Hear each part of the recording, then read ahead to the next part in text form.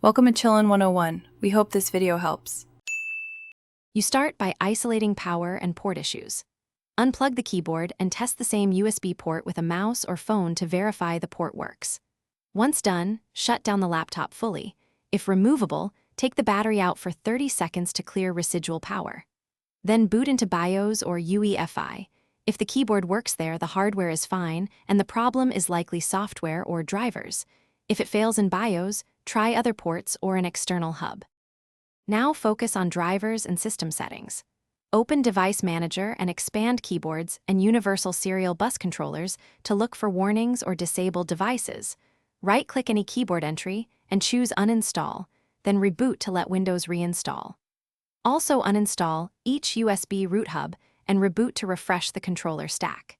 If Windows reinstall fails, download the keyboard or chipset driver from the laptop maker using another device, then install. These steps fix driver corruption and mistaken power management that often blocks USB keyboards.